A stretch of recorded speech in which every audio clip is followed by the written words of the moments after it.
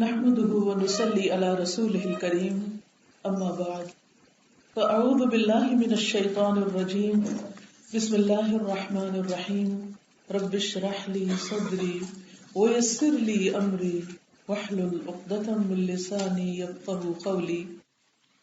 انسان زندگی میں جو بھی کام کرتا ہے، انسان یہ چاہتا ہے کہ اس کا اسے کوئی نتیجہ یا ریوارڈ یا اس کا کوئی نہ کوئی آؤٹ کم دیکھنے کو ملے۔ مثلاً اپنی روزمرہ زندگی میں ہم بہت سے کام کرتے رہتے ہیں۔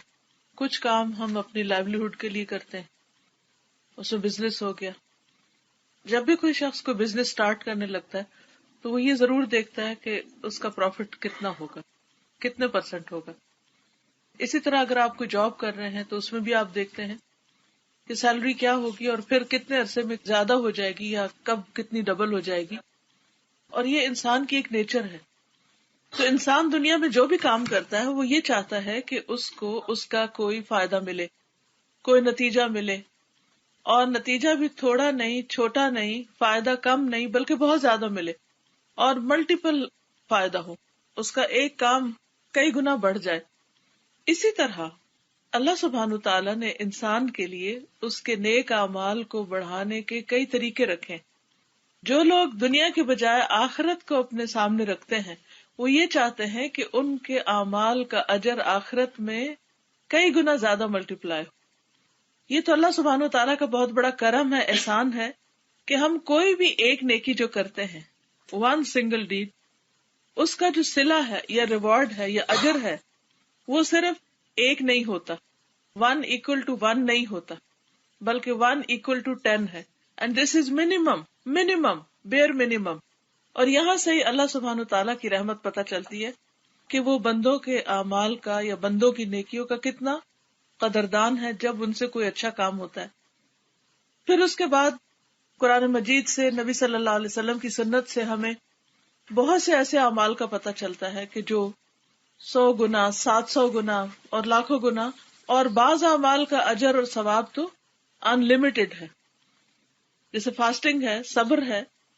ان کے بارے میں ہمیں حدیث سے پتہ چلتا ہے، رسول اللہ صلی اللہ علیہ وسلم فرماتے، اللہ تعالیٰ فرماتے الصوم لی وانا اجزی بہ، روزہ میرے لیے ہے اور اس کی جزا میں خود دوں گا، یعنی بتایا ہی نہیں، سرپرائز رکھا ہے ہمارے لیے۔ اسی طرح صبر، قرآن مجید میں اللہ تعالیٰ فرماتے انما یوفی الصابرون اجرہم بغیر حساب، کہ میں صبر کرنے والوں کا ان کا اجر ان لمیٹڈ، بغیر حساب کے دوں گا، یعنی اتنا کہ جس کا حساب نہیں کر سکتے آپ، جس کو گن نہیں سکتے، جس کو کاؤنٹ نہیں کر سکتے۔ اور اسی لیے آپ دیکھتے ہیں کہ روزہ بھی ایک مشکل کام ہے اور صبر بھی ایک بہت مشکل کام ہے، اور صبر خاص طور پر صدمے کے شروع میں، الصبر عند الصدمۃ الاولی، جو ہی کوئی چوٹ لگے اس وقت صبر کرنا، اس وقت پی جانا اور زبان سے کوئی غلط بات نہ کرنا۔ اسی طرح باقی بھی بہت سے اعمال ایسے ہیں کہ جن کا اجر کئی گنا زیادہ بڑھ جاتا ہے۔ جب دنیا کا کوئی معاملہ ہوتا ہے تو ہماری کوشش یہ ہوتی ہے کہ ہم زیادہ سے زیادہ وہ طریقے اختیار کریں، وہ کام ڈھونڈیں، وہ جابز ڈھونڈیں جس سے ہمیں اس ڈگری کے اندر یا اس ایفرٹ کے اندر زیادہ ریوارڈ ملے۔ آبویسلی ہم ہمیشہ کیلکولیشنز میں ہوتے ہیں۔ مثلاً ہم بازار جاتے ہیں تو یہ دیکھتے ہیں اچھا زیادہ سستی چیز کہاں ہوگی، کہاں 2 in 1 ہے، کہاں پر کیا سیل لگی ہوئی ہے۔ یعنی خواتین کی خاص طور پر جو انٹرسٹ کی چیزیں ہیں اس میں سے کہ وہ ڈیزائنرز کے بیگز ہیں یا ڈیزائنرز کے جو ڈریسز ہیں وہ کہاں سستے ملیں گے اور چیز بھی اچھی ہو اور کم قیمت پر ہو۔ آؤٹ لیٹس پہ بھاگتے ہیں اور ایک دوسرے کو بتاتے ہیں اور اتنے ایکسائٹیڈ ہوتے ہیں اگر اس میں سے کوئی ایک چیز ہمیں مل جائے تو اس پر ہم بے پناہ خوش ہوتے ہیں۔ لیکن آخرت کے معاملے میں وہ ایکسائٹمنٹ کیوں نہیں، جبکہ رب کریم ہمیں ہمارے اعمال کا کئی گنا بڑھا کر اجر دینے والا ہے۔ سوال یہ پیدا ہوتا ہے کہ کیا ہمیں اس کے وعدوں پر یقین نہیں، یا پھر ہمیں شک ہے کہ ہم نے آخرت کو فیس نہیں کرنا یا وہاں جانا نہیں۔ ہم میں سے کون ہے جو اس دنیا میں ہمیشہ بیٹھا رہ جائے گا؟ ہم میں سے کون ہے جس کو وہاں اعمال نہیں چاہیے یا ان کا اجر نہیں چاہیے؟ کون ہے جس کو اس ہمیشہ کے گھر میں نہیں رہنا؟ ہم سب یہ چاہیں گے، لیکن اس کے لیے ہم کیا کر رہے ہیں؟ اس کے لیے ہم کتنا اس بات کے لیے کین ہے، ایکسائٹیڈ ہے، اس چیز کی تلاش میں ہے کہ وہ کیا طریقے ہیں، وہ کون سے میتھڈز ہیں، وہ کون سی چیزیں ہیں کہ جن کے ذریعے میں اپنا اجر کئی گنا زیادہ بڑھا سکتی ہوں. تو بحیثیت ایک مومن جو ایمان رکھتا ہے، جس کا اللہ سبحانہ وتعالیٰ پر یقین ہے اور جو اللہ کے وعدوں کو سچا سمجھتا ہے، تو بحیثیت ایک مومن کے ہم سب کو اس بات کا شوق رہنا چاہیے، جستجو رہنی چاہیے، تلاش رہنی چاہیے کہ کون سے کام نیکی کے ہیں اور پھر کون سے وہ کام ہیں جن پر 1 نہیں، 10 نہیں، 100 نہیں، 700 نہیں، انلمیٹڈ اجر ملتا ہے یا بہت زیادہ اجر ملتا ہے یا ملتا ہی چلا جاتا ہے، کنٹینیوس اجر ملتا چلا جاتا ہے. تو آج انشاءاللہ میں اس سلسلے میں کچھ باتیں آپ سے کروں گی. اجر کو بڑھانے والے اسباب، یعنی اعمال کے اجر یا ثواب کو بڑھانے والے اسباب کون سے ہیں، کہ وہ کون سی سرٹن ریزنز ہیں جن کی بنا پر انسان کے اجر بڑھ جاتے ہیں.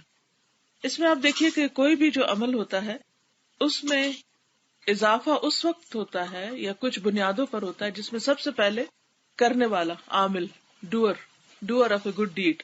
دوسرا ہوتا ہے کہ ٹائپ آف عمل یا نیچر آف عمل، یعنی جو ایکٹ آپ کرنے جا رہے ہیں وہ خود کیسا ہے.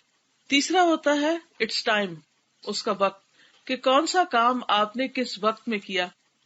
چوتھا ہوتا ہے مکان، کون سی جگہ پر کیا.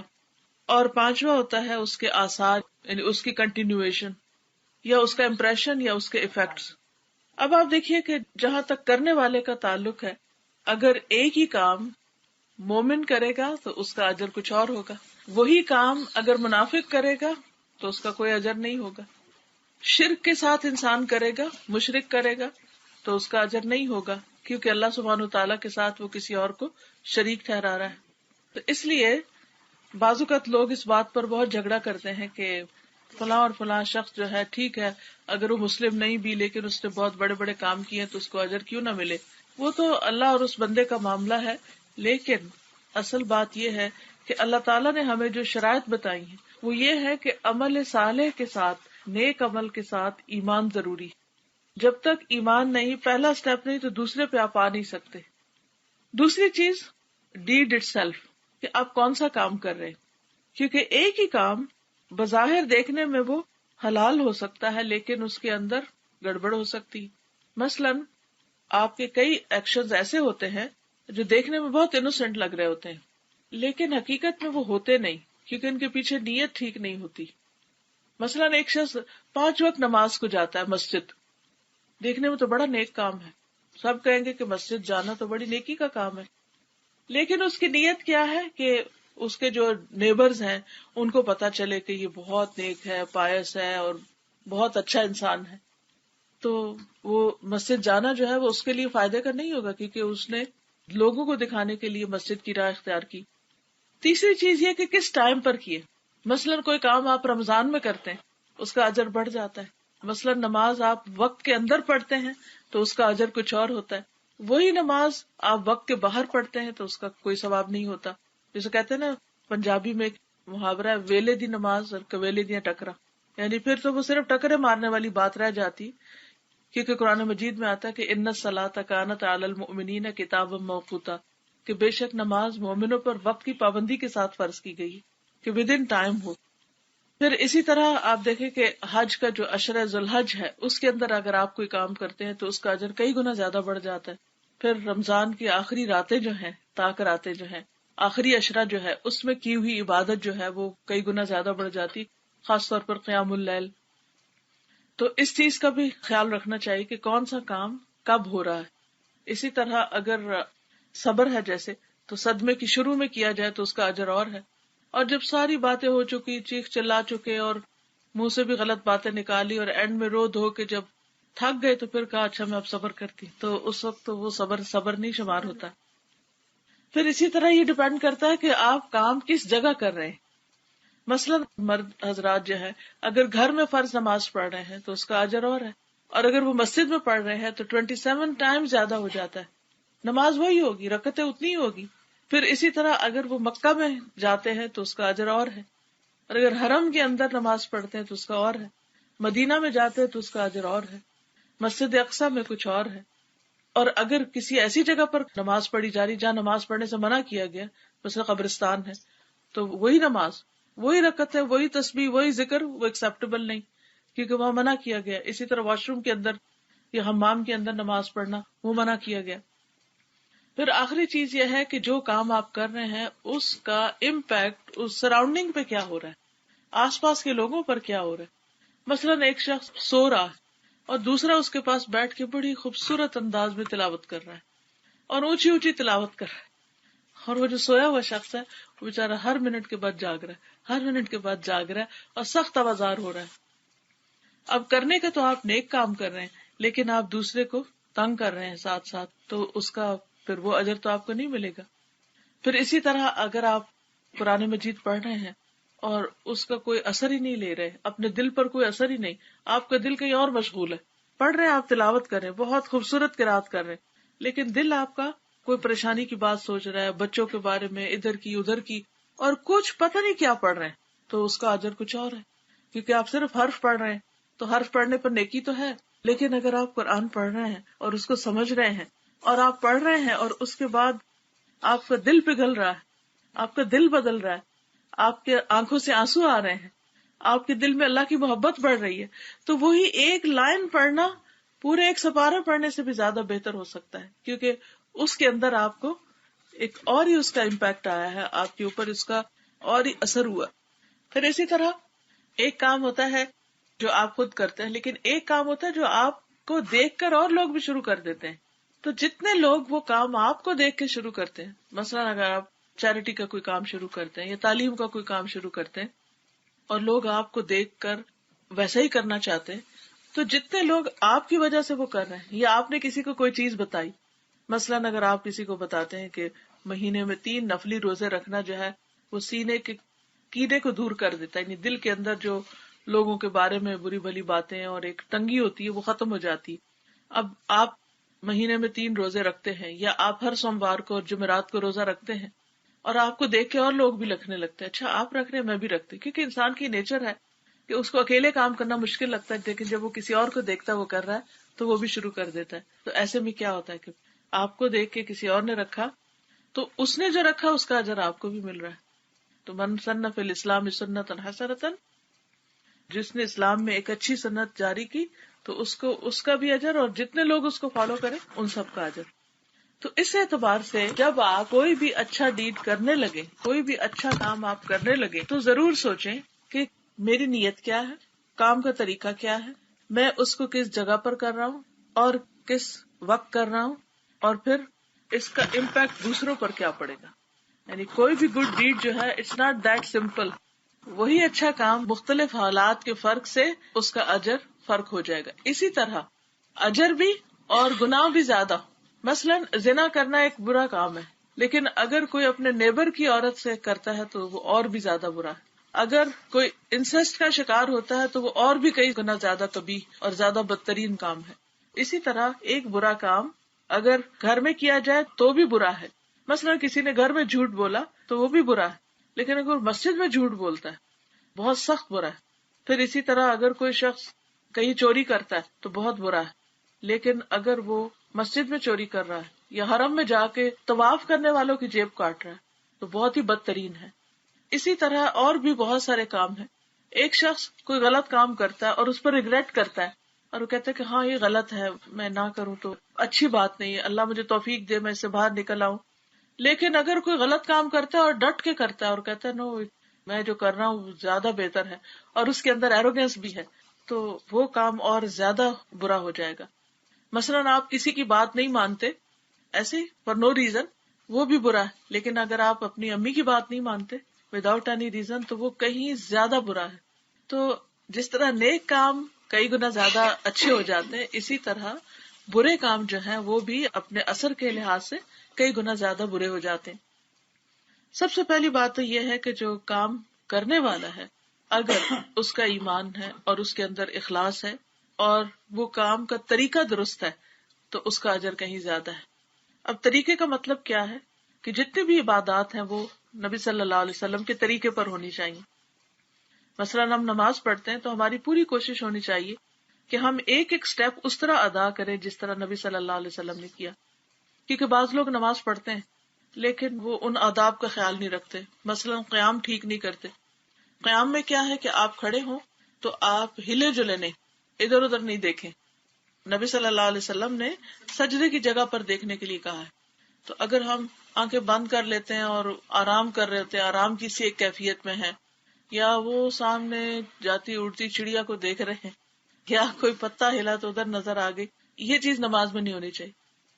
اسی طرح بعض اوقات لوگ رکوع کرتے ہیں تو رکوع بس اتنا سا جھکتے، اتنا سا، تو اتنا جھکنے سے رکوع نہیں ہوتا، اس کو پورا جھکنا چاہیے. مثلا اگر آپ یوں کھڑے ہیں تو آپ کی کمر یوں ہونی چاہیے اسٹریٹ، حتیٰ کہ اگر پانی کا ایک پیالہ بھی اس پہ رکھ دے تو وہ بھی نہیں گرے، یعنی بالکل ایک چھت سی بن جائے. پھر اسی طرح بعض لوگ سجدہ کرتے ہیں تو بس صرف ماتھا لگاتے ہیں، پورا سجدہ نہیں کرتے، ناک نہیں لگاتے، تو اس سے بھی سجدہ نہیں ہوتا. اسی طرح جب بیٹھتے ہیں تو پاؤں ٹھیک نہیں رکھتے، یعنی بعض اوقات پاؤں جو ہے وہ دونوں، کوئی الٹے پاؤں طرف نکال دیتا ہے، کوئی رائٹ سائڈ پہ نکال دیتا ہے دونوں. تو اس میں جیسے ایک کے اوپر بیٹھنا اور ایک کو کھڑا کر کے انگلیوں کو قبلہ کی طرف کرنا. تو جتنا جتنا ہمارا یہ شوق ہوگا کہ ہماری عبادت کا اجر کئی گنا زیادہ بڑھ جائے، تو اتنا ہی ہمیں پھر پرٹیکولر ہونا چاہیے اس عبادت کے طریقے میں بھی، اس کی ظاہری شیپ میں بھی. پھر اسی طرح یہ کہ بیٹھ کے نماز پڑھنے کا آدھا ثواب ہے کھڑے ہو کر پڑھنے کے مقابلے میں. ہم سارے کام کھڑے ہو کر کرتے ہیں، کچن میں کھڑے ہو کے کوکنگ کر رہے ہیں، واشنگ کھڑے ہو کے کر رہے ہیں، شاپنگ کھڑے ہو کے کر رہے ہیں. اگر آپ دن بھر کے کاموں پر غور کریں تو ہمارے 90% کام جو ہے وہ سب کھڑے ہو کے ہو رہے ہوتے ہیں. لیکن کس قدر افسوس کی بات ہے کہ نماز کے وقت ہم بیٹھ جاتے ہیں. تو قیام جو ہے نماز کا ایک رکن ہے، فرض ہے. اور فرض نماز تو ہوتی نہیں جب تک قیام نہ ہو، الا یہ کہ کوئی کھڑا ہو ہی نہ سکتا ہو، ان کو سپورٹ چاہیے ورنہ گر جائیں گے. ان کے لیے تو پھر بیٹھ کے بھی ثواب زیادہ ہے، لیکن عام نارمل صحت مند انسانوں کو بیٹھ کے نہیں نماز پڑھنی چاہیے. پھر اسی طرح یہ کہ اگر کوئی شخص رکوع سجدہ کر سکتا ہے اور وہ جان بوجھ کے اشاروں سے کر رہا ہے تو بھی ٹھیک نہیں. تو نفل نماز میں اگرچہ بیٹھ کے نماز ہو جاتی ہے لیکن اس کا اجر ہاف ہو جاتا ہے. اگر گھٹنے میں تکلیف ہے یا ویسے کسی جگہ پر یعنی ڈاکٹر نے منع کیا ہوا کہ آپ نیچے زمین پر مت جائیں تو اس کی نماز ہو جاتی ہے، اور اس کا اجر بھی اگر اپنی صحت کی حالت میں وہ کھڑے ہو کر پڑھتا رہا ہے تو اب اگر اس وقت اس نے بیٹھ کر بھی پڑھی تو اس کو اجر مل جائے گا. پھر اسی طرح یہ کہ نماز کے علاوہ بھی جیسے زکوٰۃ ہے، جیسے روزہ ہے، حج ہے. حج کے موقع پر بھی نبی صلی اللہ علیہ وسلم نے فرمایا کہ مجھ سے اپنے طور طریقے سیکھ لو. تو بات یہ ہے کہ ہمیں کوئی بھی کام جب کرنا ہے تو اس میں اخلاص بھی اختیار کرنا ہے اور نبی صلی اللہ علیہ وسلم کا طریقہ بھی. سورۃ الکہف کی آخری آیت میں اللہ تعالیٰ فرماتے ہیں قل انما انا بشر مثلكم يوحى الي انما الهكم اله واحد فمن كان يرجو لقاء ربه فليعمل عملا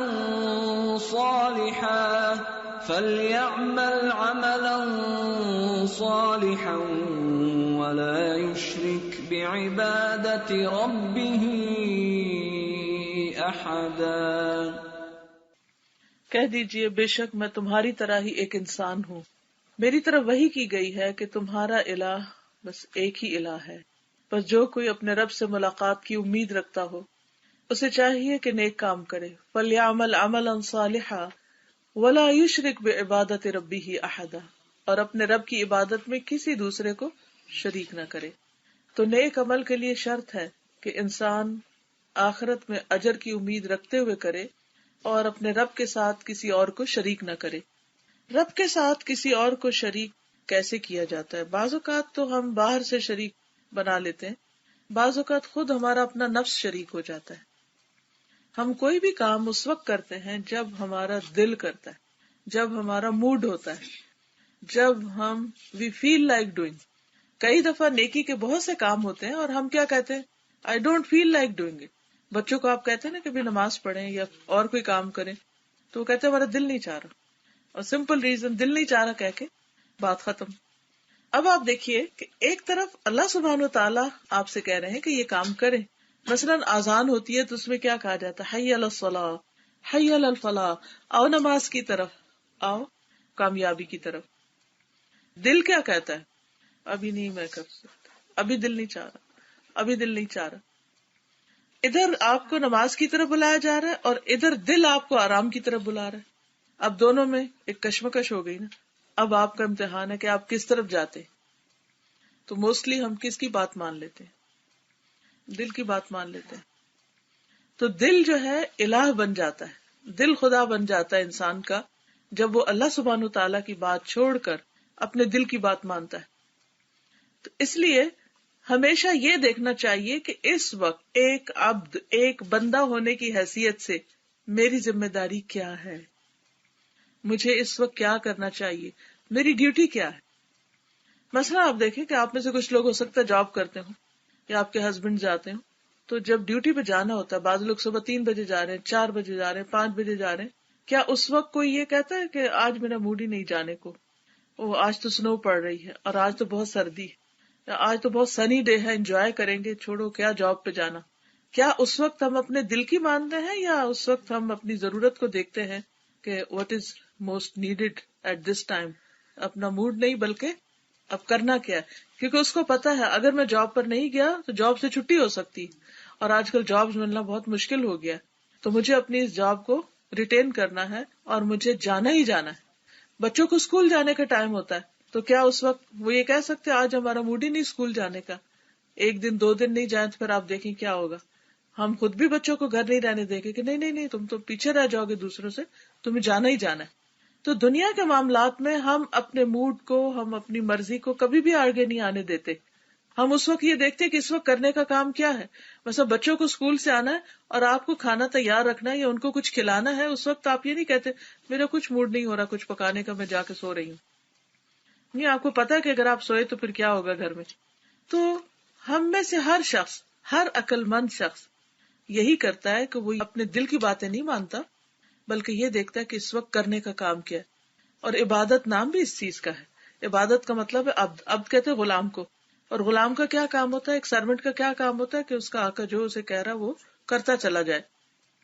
اچھا بعض اوقات یہ ہوتا ہے کہ ہم کام تو کر لیتے ہیں، اچھا نماز کا وقت ہے نماز پڑھ لیتے ہیں، رمضان آ گیا روزے رکھ لیتے ہیں، حج کرنے کو جا رہے ہیں حج کر لیتے ہیں، لیکن اس میں پیچھے کچھ گڑبڑ ہوتی ہے، وہ اخلاص نہیں ہوتا. وہ کیا ہوتا ہے، اس کی کچھ ریزنز ہیں یا اس کے کچھ طریقے ہیں. مثلاً کچھ چیزیں ایسی ہوتی ہیں جو اس اصل کام کے اندر بگاڑ پیدا کر دیتی ہیں، اس کو خراب کر دیتی ہیں. جیسے دودھ اچھا بھلا دودھ ہے، اگر آپ اس میں 1 قطرہ یوگرٹ ڈال دیں تو کیا ہوگا؟ 1 قطرہ ہے صرف، آپ کے نا اتنا بڑا کارٹن ہے دودھ کا اور 1 قطرے سے کیا ہوگا؟ نہیں 1 قطرہ اس کو بگاڑ دے گا، وہ دودھ نہیں باقی رہے گا دودھ. اسی طرح کھانے میں بعض اوقات آپ دیکھیں، بعض اوقات ڈرنکس کے اندر بعض اوقات چھوٹی سی چیز ہوتی ہے اس کا پورا کلر چینج کر دیتی ہے، اس کا ٹیسٹ چینج کر دیتی ہے، اس کی خوشبو چینج کر دیتی ہے. یا بعض چیزیں اگر نہ ڈالی جائے، انگریڈینٹس میں سے کوئی ایک مس کر دیا جائے تو کھانے کا مزہ ہی نہیں بنتا.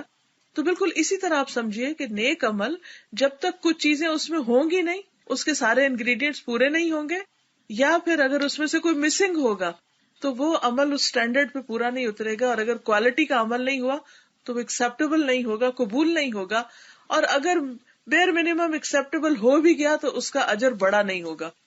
اس لیے بہت احتیاط کی ضرورت ہے کہ وہ ساری چیزیں جو ہیں وہ پوری ہوں. اب وہ کیسے؟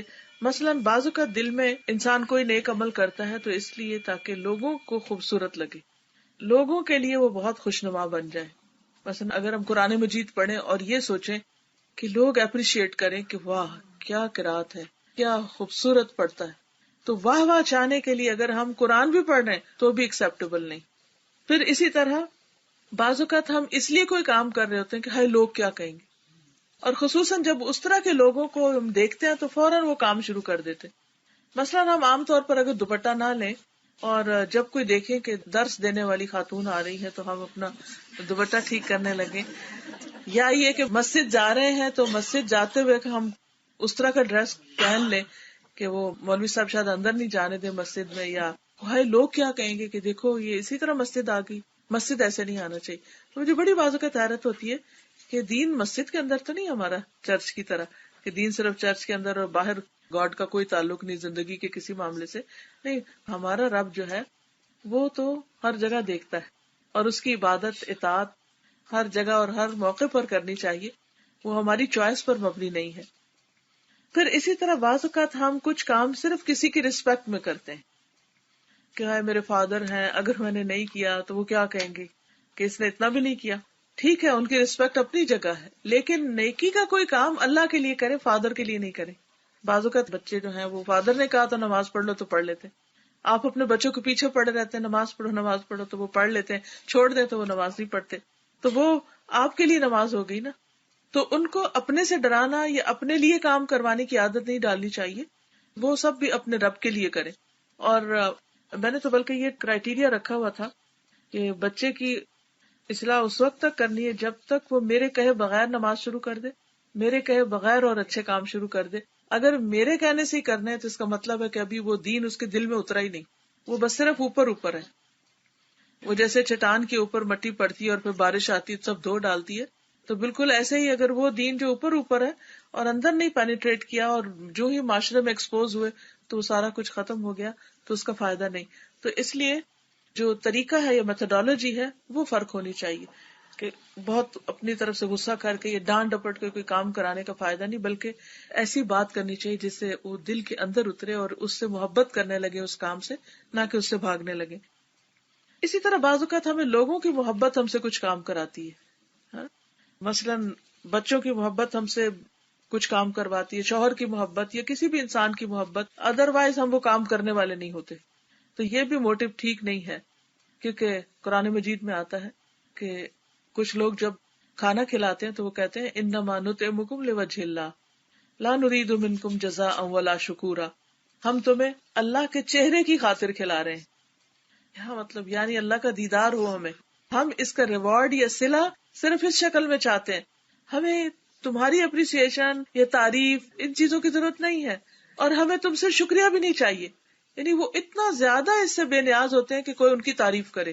اور یہ ایک بہت بڑی غلامی سے آزاد ہونا ہے.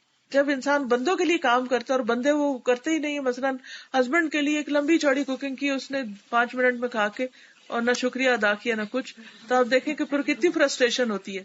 انسان پھر کہتا ہے اچھا کوئی فائدہ نہیں ہوا، مجھے اچھا ڈریس پہنا کسی نے تعریف نہیں کی، کیا فائدہ ہوا، اس کا فائدہ نہیں، اس کا فائدہ یہاں نہیں ملنے والا. اگر آپ لوگوں کے غلام بن کے رہیں گے اور لوگوں کی تعریف اور لوگوں کی محبت میں کام کرتے رہیں گے تو زندگی میں فرسٹریشن کے سوا کچھ حاصل نہیں ہوگا. اگر اللہ سبحانہ وتعالیٰ کا یقین اور احساس اور احسان کے درجے پہ کام کریں گے کہ میرا رب یہاں دیکھتا ہے، کیونکہ کہتے ہیں نا کہ نیک عمل اس طرح کرو گویا تم اللہ کو دیکھ رہے ہو. اور اگر یہ کیفیت نہ ہو تو پھر یہ تو ضرور سوچو کہ اللہ تعالیٰ تمہیں دیکھ رہا ہے، کہ اللہ تعالیٰ تمہیں دیکھ رہا ہے. اور دل کی خوشی کی کیا انتہا ہوتی ہے کہ جب کوئی نہیں دیکھ رہا ہوتا اور آپ کوئی اچھا کام کر رہے ہوتے ہیں سیکریٹلی، خاموشی کے ساتھ، کسی کو پتہ نہیں چلا، آپ نے انڈیکیشن بھی نہیں دی، آپ نے کسی کو خبر بھی نہیں دی، تو آپ دیکھیں کہ اس کام کی جو ایک گہری سکینت آپ کے دل کے اندر اترتی ہے وہ دکھاوے سے نہیں اترتی. دکھاوے سے وقتی طور پر کوئی تعریف کر دیتا ہے، آپ کو ایک دم آپ بھی ایکسائٹیڈ ہوتے ہیں، خوش ہو جاتے ہیں، تھوڑی دیر کے بعد ایکسائٹمنٹ ختم ہو جاتی.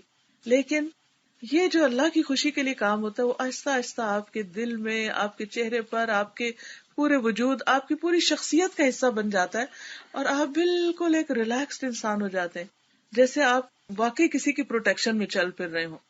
پھر اسی طرح یہ ہوتا ہے کہ بعض اوقات ہم کوئی نیک کام کرتے ہیں کسی سے کوئی مطلب نکالنے کے لیے. جیسے بعض اوقات بچوں کو آپ مثلا کوئی کام کہتے ہیں یہ کرو یہ کرو، وہ نہیں کرتے، اور جب وہ دیکھتے ہیں آپ ناراض ہونے لگے ہیں تو وہ پھر کرنے لگتے ہیں تاکہ آپ نے ان کو جو ریوارڈ دینا ہے یا ان کے ساتھ کوئی پرومس کیا ہوا ہے تو وہ پورا ہو سکے. تو اس لیے بہت ضروری ہے یہ بات کہ ہم کسی انسان سے کسی قسم کا کوئی مطلب حاصل کرنے کے لیے یا ان کی تعریف کے لیے یا ان کی تنقید سے بچنے کے لیے یا ان کی اپریسیشن ایسے کسی وجہ سے کام نہ کریں. ہم جو بھی نیک کام کریں وہ صرف اپنے رب کے لیے کریں. وَلَا يُشْرِكْ بِعِبَادَةِ رَبِّهِ أَحَدًا. قرآن مجید میں ایک اور جگہ پر آتا ہے الا للہ الدین الخالص، خبردار اللہ کے لیے ہے خالص دین، خالص پیور، کوئی کسی اور کا شائبہ نہیں اس میں، یہ بھی شامل ہے وہ بھی نہ، صرف اللہ کے لیے. کیونکہ انسان جب اللہ کی نعمتوں کو یاد کرتا ہے کہ میرے رب نے مجھے اتنا کچھ دیا، میں اس کو کیا دے رہی. آپ دیکھیں کہ اللہ نے جو چیزیں آپ کو دی نا وہ آپ ہی کو دی ہیں.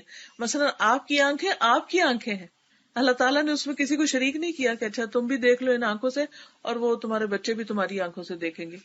سوچئے تھوڑی دیر، اگر ہمیں جو ہماری پرسنل پرائیویٹ تھنگز ہیں اگر ہمیں اپنے گھر والوں کے ساتھ شیئر کرنی پڑتی تو ہماری زندگی کتنی حرام ہو جاتی.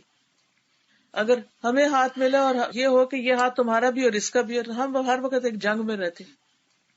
وہ کہتے ہیں یہ ریسورسز مجھے چاہیے، وہ کہتا ہے مجھے چاہیے، کہ ہر شرکا جو ہے ان کے اندر کچھ نہ کچھ ٹسل چلتی رہتی ہے. تو اس نے جو ہمیں دیا اس میں سے بہت چیزیں ایسی ہیں جو صرف ہماری ہیں، ہم ہی کو دی گئی. مثلاً آپ کو اگر برین دیا ہے، آپ بہت برینی ہیں، آپ بہت انٹیلیجنٹ ہیں اور آپ اس سے سب کچھ کر رہے ہیں، تو ہول سول پورا گفٹ آپ کو ملا ہوا ہے. کسی اور کو اس میں شریک نہیں کیا، کسی اور نے آپ کو نہیں دیا، نہ اس میں آپ کو کوئی بینیفٹ کر رہا ہے. لیکن جب ہم اس برین سے سوچتے ہیں یا اس سے کوئی کام لے کر کرتے ہیں تو ہمارے کوارے گارے کو شامل کر لیتے ہیں اس میں، اور خالص اللہ کے لیے اس کام کو نہیں کرتے. تو اس لیے بہت ضروری ہے کہ جب ہم نماز میں بھی کھڑے تو بار بار اس چیز کی کوشش کریں، نہیں میری یہ نماز اللہ کے لیے ہے. قل ان صلاتي ونسكي ومحياي ومماتي للہ رب العالمین. کہہ دیجئے بے شک میری نماز اور میری قربانی، میری زندگی اور میری موت اللہ رب العالمین کے لیے، میرا سب کچھ میرے رب کے لیے، کیونکہ میرے رب ہی نے مجھے دیا تو میں اسی کی خاطر اس کو کرنے والی ہوں. لا شریک لہ، اس کا کوئی شریک نہیں. وبذالک امرت، مجھے اسی چیز کا حکم دیا گیا. وانا اول المسلمین، اور میں سب سے پہلا فرما بردار ہوں. میں یہ ویٹ نہیں کروں گا کہ اور کون کیا کر رہا ہے کیا نہیں کر رہا، میں خود آگے بڑھ کر سب سے پہلے یہ کام کروں جو اللہ تعالیٰ کو پسند ہے. آپ کو یاد ہوگا کہ پہلے دو انسان جن میں جھگڑا ہوا تھا وہ دو بھائی تھے، حابیل اور قابیل. جب سے حابیل کی قربانی قبول کر لی گئی، قابیل کی نہیں قبول کی گئی، تو حابیل نے کیا کہا تھا؟ انما یتقبل اللہ من المتقین، کہ بے شک اللہ متقی لوگوں سے قبول کرتا ہے. تو تقویٰ کیا ہوتا ہے؟ دل کے اس احساس کا نام جس میں اللہ کی محبت ہو، اللہ کا خوف ہو، اس بات کا احساس ہو کہ میرا رب مجھے دیکھتا ہے. تو جو بندہ اللہ تعالیٰ کی محبت میں، اللہ تعالیٰ کے احساس کے ساتھ کوئی بھی نیک کام کرتا ہے، ہاں اس کی نماز ہو یا روزہ ہو کچھ بھی، تو وہ کام اللہ تعالیٰ قبول کر لیتے ہیں. اور اس کا ریوارڈ پھر آپ کو معلوم ہے کتنا. صرف ایک نہیں، ایک لقمہ بھی کوئی اللہ کے راستے میں خرچ کرتا ہے پیور اللہ کی رضا کے لیے، تو وہ کئی گنا زیادہ ہو جاتا ہے، حتیٰ کہ وہ پہاڑ بن جاتا ہے، جبل احد بن جاتا ہے.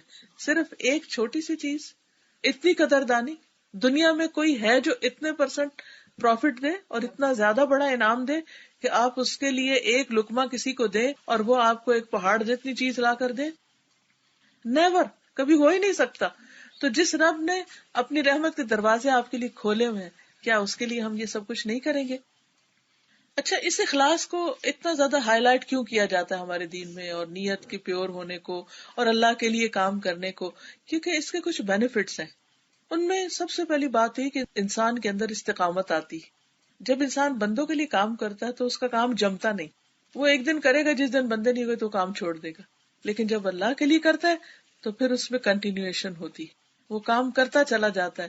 تعریف ملے، تنقید ملے، وہ اپنے راستے پر آگے بڑھتا چلا جاتا ہے، اس کام کو چھوڑتا نہیں. حتیٰ کہ بڑی بڑی مشکلیں آتی تب بھی نہیں چھوڑتا، کیونکہ وہ اپنے رب کے لیے کر رہا ہے. دوسری چیز یہ ہے کہ انسان حرام میں پڑنے سے بچتا ہے، ناجائز چیزوں میں پڑنے سے بچتا ہے، کیونکہ اس کو پتا ہے اس کا رب دیکھ رہا ہے. تو اگر اس نے کوئی غلط کام کیا تو اس کی پوچھ ہوگی، اس کی پکڑ ہوگی، تو فوراً اس کو چھوڑ دیتا ہے. پھر اسی طرح یہ ہے کہ انسان کو یہ پتا ہوتا ہے کہ جب میں نے اپنے رب کے لیے کیا تو وہ قدردان ہے، اور وہ قدردانی کرے گا اور مجھے اس کا کئی گنا زیادہ ریوارڈ ملے گا. اگر میں بندوں کے لیے کروں گا تو اس کا کیا مجھے ملے گا، اس لیے اس کے پھر طلب ہی نہیں وہ ہوتی. پھر یہ کہ کام آسان ہو جاتے ہیں. جس کام میں تقویٰ ہوتا ہے اللہ تعالیٰ اس کام میں آسانی پیدا کر دیتا ہے. ایک ہی نماز ہوتی ہے لیکن کچھ لوگوں کے لیے بڑی بھاری ہوتی ہے. انہا لکبیرۃ الا علی الخاشعین، نماز بڑی بھاری چیز ہے مگر خاشعین کے لیے کچھ بھی بھاری نہیں. اچھا، بھاری کب ہے؟ کہ جب آپ کے دنیا کے کام رش میں پڑے ہوتے ہیں کہ اچھا کریں کیسے کریں. لیکن جب آپ کو پتا میرا رب دیکھ رہا ہے اور میں اس وقت رب کے آگے کھڑی ہوں، آپ لمبا بھی کھڑے ہوں تو آپ کو نو ہری، کیونکہ آپ کا رب دیکھ رہا ہے نا آپ کو. آپ آرام سے سجدہ کریں، آپ بیٹھ کے ذکر کریں، آپ کچھ کریں، you will enjoy your prayer, your ذکر، یور صلاۃ، ایوری تھنگ، کیونکہ آپ ون آن ون اپنے رب کے ساتھ بات کر رہے ہیں اور وہ آپ کو دیکھ رہا ہے. اب تقلبک فی الساجدین، ڈھیروں لوگ بھی سجدہ کر رہے ہوں تو آپ اس میں کس طرح ایکشن کر رہے ہیں، وہ آپ کو دیکھ رہا ہے، آپ اس کی خاص نظر کے اندر ہیں. تو اس میں انسان کے لیے نیک کام انجوائبل ہو جاتے ہیں. پھر یعنی انسان اس وقت ان چیزوں کو کسی بوجھ تلے رہ کے نہیں کرتا.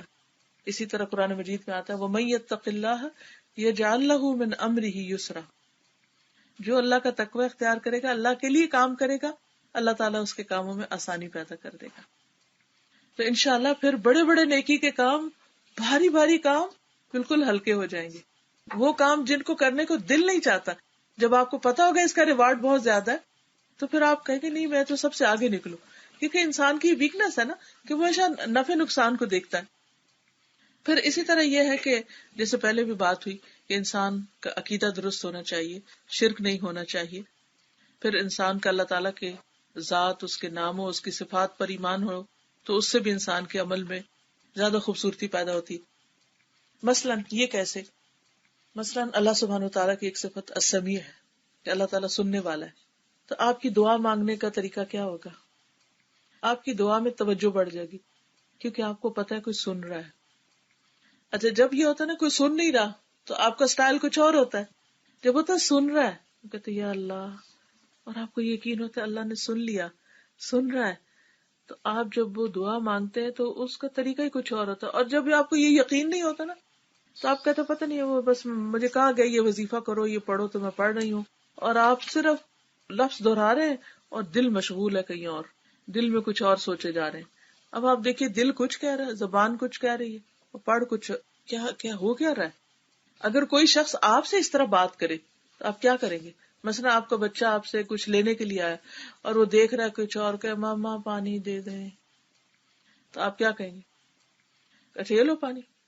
آپ سنیں گے بھی نہیں، آپ کہیں گے اچھا جب یہ سیریس ہوگا نا تو پھر میں اس کی بات سنوں. تو ہم اللہ سبحانہ وتعالیٰ کے ساتھ ہر وقت یہ نان سیریس ایٹیٹیوڈ اختیار کیے ہوئے. نیکسٹ ٹائم جب آپ نماز پڑھیں تو آپ دیکھیں اس کے بعد جو دعا مانگتے ہیں تو اس میں یہ کتنا یقین ہے کہ کوئی سن رہا ہے. اچھا پھر جب المجیب اللہ کی صفت ہے کہ وہ جواب دیتا ہے، اچھا وہ جواب دے رہا ہے، ہاں میرے بندے میں نے سن لیا، میں تیری مشکل دور کروں گا، میں تیرے لیے آسانی کر دوں گی. جو مانگ رہے وہ آگے سے بتا رہے ہاں ہاں ٹھیک ہے ہو جائے گا، ڈونٹ وری. جب ہمیں یہ یقین ہو جائے تو آپ سوچئے کہ وہ ایسی کمیونیکیشن ہوتی ہے کہ جس میں پھر انسان دعا مانگنے میں ڈھیلا نہیں کبھی پڑتا. حضرت زکریا علیہ السلام نے بیٹے کے لیے کتنے عرصہ دعا کی؟ سال کی تھی. مایوس نہیں ہوئے، انہیں پتا تھا میرا رب سن رہا ہے اور میں نے مانگتے جانا ہے حتیٰ کہ قبول ہو گئی. اسی طرح جب ہمیں پتا ہے کہ اللہ قدیر ہے، وہ قادر ہے، قدرت رکھتا ہے، اسے کسی سے پوچھنے کی ضرورت نہیں، وہ سب کچھ کر سکتا ہے. تو اب آپ مشکل سے مشکل چیز جو آپ کو زندگی میں لگ رہی ہوتی ہے اور آپ اس سے مانگ رہے ہوتے ہیں اور ساتھ آپ اس کی صفت کو ذہن میں لا رہے تھے، اللہ زمین تیرے کنٹرول میں، آسمان تیرے کنٹرول میں، ستارے سارے تیرے اختیار میں، سب کچھ تو کر سکتا ہے، میں تجھ سے مانگتی ہوں، میرا کام بھی تو ہی کرے گا. اب دیکھیے کہ اس کام کی چاشنی، اس دعا کی چاشنی میں، اور ایک یہ کہ انسان بس پڑھ رہا ہے یا حیو یا قیوم برحمتک استغیث، اور کوئی پتہ نہیں کہ کیا کہہ رہا ہے، کس کو پکار رہا ہے. یا حیو یا قیوم کا معنی کتنا عظیم معنی ہے، اے زندہ رہنے والے، یعنی جس کو کبھی نیند بھی نہیں آئی، جس کو اونگ بھی نہیں آئی، اور جس کو فنا ہے ہی نہیں. کوئی اور ہے ہی نہیں ایسا جس کو فنا نہ ہو، کوئی اور ہے ہی نہیں ایسا جس کو نیند کی ضرورت نہ ہو. جن انسانوں پہ ہم توقع رکھتے ہیں وہ سو بھی جاتے ہیں، وہ بھول بھی جاتے ہیں، وہ مر بھی جاتے ہیں، لیکن جس رب پہ ہم ایمان رکھتے ہیں مضبوط سہارا، وہ نہ سوتا ہے، نہ نیند آتی ہے، نہ اونگ آتی ہے، نہ اس کو موت ہے، وہ ہمیشہ سے ہمیشہ رہے گا. تو یہ چیز ہمارے اندر ایک اور ہی لطف پیدا کر دیتی ہے عبادت کا